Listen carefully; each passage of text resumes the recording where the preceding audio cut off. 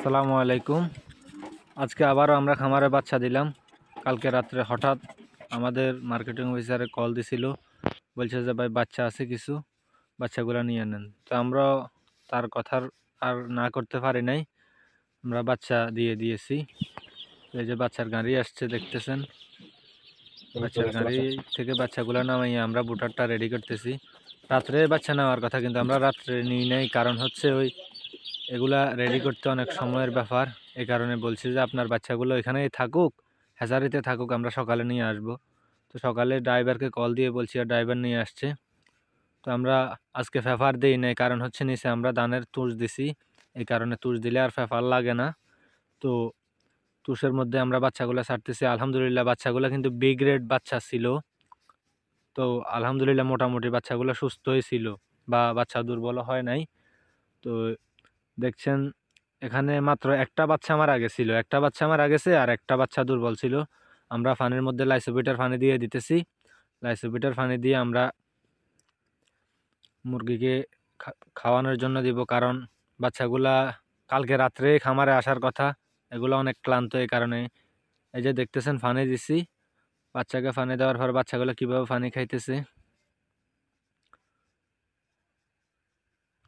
বাচ্চাগুলা দেখতেছেন যে আলহামদুলিল্লাহ বাচ্চাগুলা দুর্বল হয় নাই।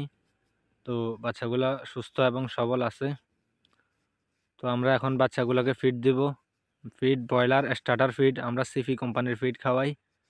তো ব্রয়লার স্টার্টার ফিড এই যে দেখতেছেন, এগুলা ছোট দানার ফিডগুলো আমরা এই থালের মধ্যে দিয়ে আমরা বাচ্চাকে দিয়ে দিব। থালের মধ্যে দিলে একটা সুবিধা হচ্ছে সবগুলা বাচ্চা একসাথে থালি থেকে খেতে পারে। আর আমরা যদি ট্রের মধ্যে দিই, লম্বা ট্রের মধ্যে, ট্রেতে সমস্যা হচ্ছে কাঠের গুঁড়া তোলে বা তুষগুলা ট্রের মধ্যে তোলে, খাদ্য খাইতে পারে না, আর তুষগুলা খেয়ে ফেলে, বাচ্চার এগুলো হজম হয় না, ক্ষতি হয়, বাচ্চা মারা যায়। এই কারণে আমরা থালির মধ্যে দিতেছি। তো থালিগুলা ট্রের দাম প্রায় সেম, থালিগুলা আমার মতে ভালো। তো আপনারাও চাইলে ব্যবহার করতে পারেন, সমস্যা নেই, এগুলা অনেক দিন লাস্টিং করে। তো বাচ্চা নামানো শেষ, এখন বাচ্চাগুলো দেখতেছেন আলহামদুলিল্লাহ বাচ্চাগুলো সুস্থ এবং সবল আছে। তো আপনারা সবাই আমাদের জন্য দোয়া করবেন এবং আমাদের চ্যানেলটা সাবস্ক্রাইব করে দিবেন। এই যে দেখছেন একটা বাচ্চা দুর্বল, এই বাচ্চাটা দুর্বল ছিল, আর বাকি বাচ্চাগুলো আলহামদুলিল্লাহ সুস্থ এবং সবল আছে। তো আপনারা দেখতে থাকেন।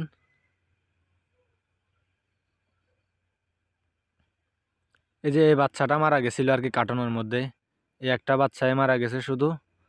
আলহামদুলিল্লাহ বাকি বাচ্চাগুলা সুস্থ আছে।